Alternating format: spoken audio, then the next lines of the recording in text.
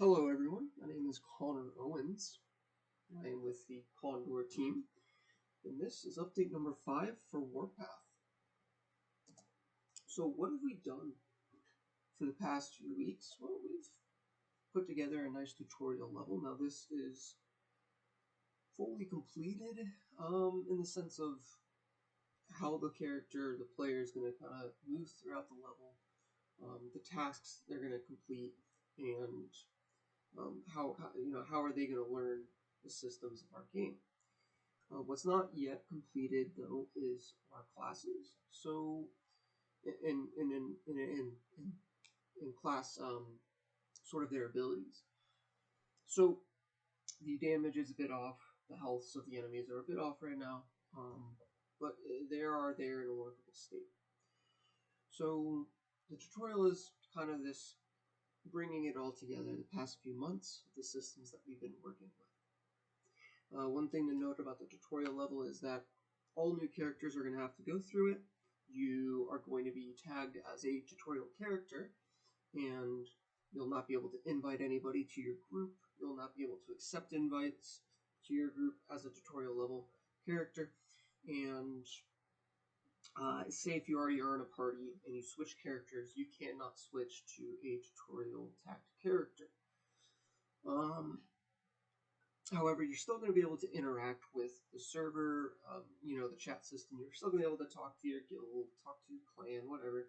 Still talk to the general chat, PvP chat, trade chat, all this fun stuff. You just can't accept invites, can't accept or send out invites. And as we were making this tutorial level, there were a few small holes that we came across in terms of systems. And so we developed a few systems to sort of solve these problems. The first one is a quest tracker. This was relatively quick since it's just a simple extension of our questing system. We then have a light system, and this is just pulling data from every floor. Every floor will specify, what kind of lights, how dark are they, how bright are they, what color are they, what kind of shadows are they producing and whatnot, or if they even produce shadows. And then our biggest system, that we've kind of been working on, is this item affix system, which is a continuation of our itemization update from update 4. And this update, or in this system, it pretty much allows us to have procedural items by just throwing on, random stats onto items, so we can, throw on, strength or plus vitality or plus armor, stuff like that, or, plus crit chance or plus resistance. And this system has been automated inside of the editor, so we have around 2,000 different effects in our database for this system. We'll go a little bit more on that later. We also have our sound system, which is just a prototype currently, but it works very efficiently for just the footsteps that we have right now. And we believe we can upscale this to all the sounds in the game, aside from maybe background music, because we have a different way we're going to be handling that. Dialogue system, when you interact with an NPC, when you hit their talk options and you click whatever you want to talk to, or whoever you want to talk to, whatever you want to talk about, it's going to pull up a little dialogue box. It's going to be a scrolling text object, and then it's also going to have the icon of whoever you're talking to. And we'll brief on the back end stuff as we have more weapon data to really fulfill just how important different weapon types are in terms of our abilities and how those are kind of be interplaying with each other. And then we have light data and sound data. We are also integrating spell effects from Hobble Studios. Two reasons why we chose Hobble Studios. One, we think they look absolutely fantastic in our game. Two, they are committed to making their effects not only for the standard built-in pipeline, but also for the scriptable rendering pipelines, whatever, if you want, universal, or for us, we are using HDRP. So here is an example of our weapon data on a staff. Though a better example would have been on the bows, since the attack spawn object has to be, where that arrow is going to be produced from when we are shooting out projectiles from a bow. Here's an example of our dialogue system. And next up is our quest tracker. And now we have our item affix system. And to give a bit more clarification on to what you guys are seeing right now, is we have iron gauntlets here on the left. And these are rare gauntlets. And they are yellow since they are rare. Now they could have been magical, which would have been a blue, white would have been normal, and a deep orange would have been unique. Now, the +6 armor on these gauntlets will never change between the rarity of the item.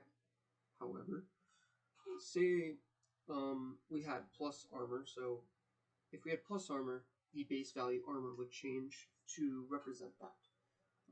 A good example of this would be actually in this Worn Rose rare chest piece here, which has a base value of 5 spell power, but since we have +7 spell power being added on by our system, it actually goes to 12, or not spell power, spell wording. And in case you want a little rundown of the stats in our game, armor, spell wording, and agility decrease damage taken by a flat value. So armor decreases physical damage by a flat value, or melee damage rather by a flat value. Spell wording decreases magic or spell damage actually by a flat value, and agility decreases projectiles like arrows by a flat value. Now, if an ability was, say, a fireball, that's a spell and it's fire damage. But say if the ability was a fire arrow, you're still using agility to reduce the amount of damage taken from that arrow. However, now we're looking at your fire resistance as well to further reduce that damage. And so those resistances, again, spell wording is flat value decrease. So if you have 100 damage from a spell, we're going to reduce it by 12. So now we're at 88.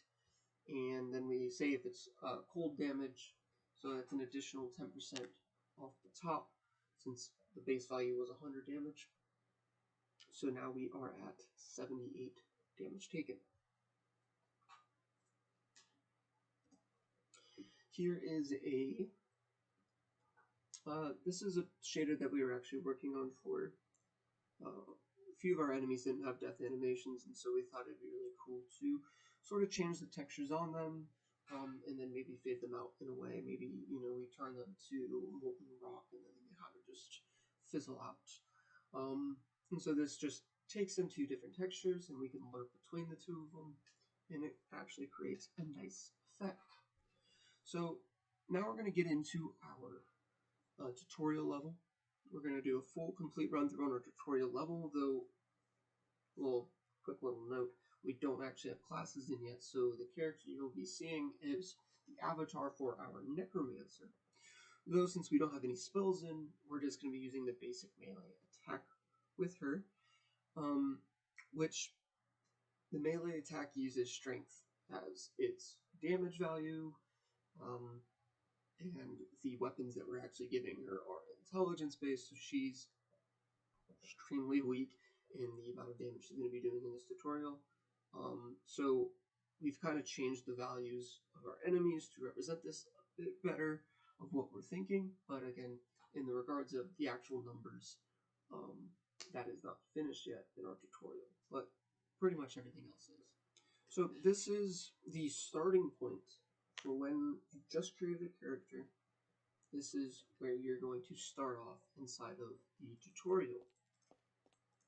You're going to be kind of behind these bars right here, which greatly limits where the player can sort of move to, and the only thing that they'll actually be able to see that they can interact with is, well, this interrogator guy here, since he's the only thing that kind of lights up. So let's click on him. We only have two options here, so let's talk. And we have interrogate. So let's kind of go through it. And again, this is the dialogue system we were just talking about. It's going to kind of scroll through There's some generic text in here, kind of setting the backstory for right now. This is all obviously subject to change, and this icon here is just placeholder right now. We're going to be looking at some other art pieces that we can possibly pick up to hopefully fulfill that, since we didn't really have anything for these guards.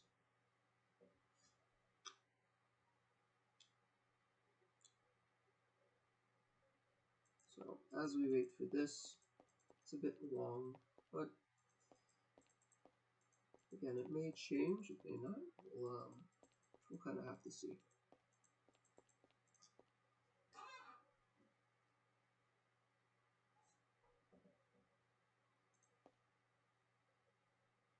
Alrighty, so this is Helthun.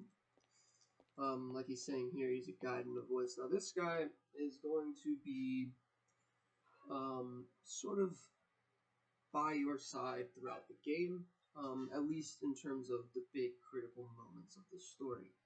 He is, I would say, kind of like Navi from Legend of Zelda, though a bit more sinister, and probably a bit more related to the Watchers from Darksiders. So, as we can see here, we can now move around, though there's really nothing else to do in this room. We have the quest, grab your gear, and this wooden chest is the only thing that we can click on, so let's click on it, and a bunch of items spawn out of it. So let's pick up these items here, and we have to equip them. So just by right-clicking here, and right-clicking on this, we can equip these items. And as you can see, as we equip this staff, we are equipping it actually in the game as well. And the reason why we actually have 2 potions and another staff in here is because they were already placed in this inventory. Forgot to turn that off. We were just testing out some things. So as we equip these items, that quest was actually completed, and it opens up the door to the area that we have to go to next, which is Westwatch. And now we have the quest, Quench Your Thirst, which is just to kill some invaders. As we come through here, we now have some enemies to kill. And so let's beat up on them. And we now have, we just killed one of them, so let's now reach the next. And we can just left click on these enemies and we will hit them. So now we just got some leather gloves. They're just normal leather gloves. And if we just click on this enemy,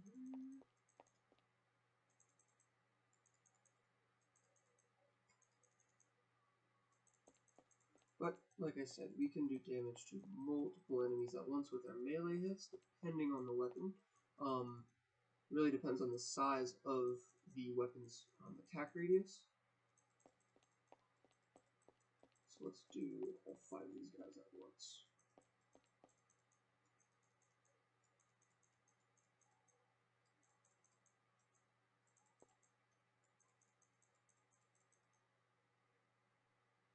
Alrighty, so now we just completed this quest, and forgot to turn on the quest that triggers this next quest here, but let's heal up, and now we have our boss.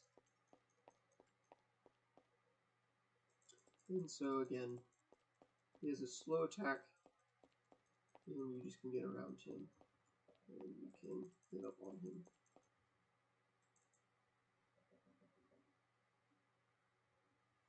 Yeah, I guess this is another version of him. The version of him we have currently now has fixed all of his hitbox stuff. It's a little, those were a little small.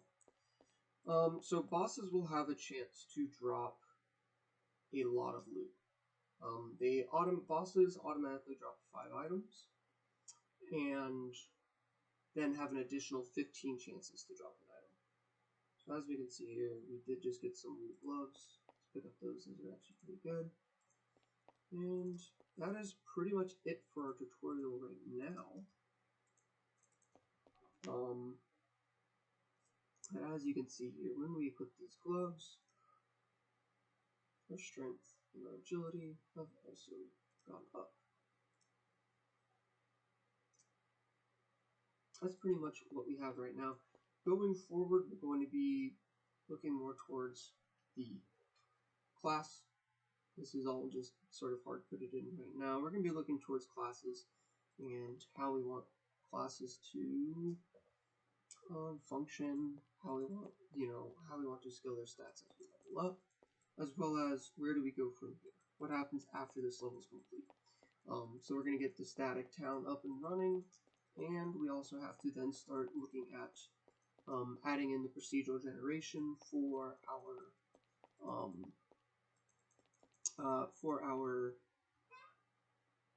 levels. So we already have that in the game. We already have procedural generation done and ready. It's just we just have to literally put it in the game and test out some things with it to make sure that it's still functioning properly. But this is pretty much where we're at right now. This is going pretty well. Again, I'm Connor Owens. I'm the only sole developer on Condor. This is a single-man team, and this is Warpath update number 5. Thank you guys.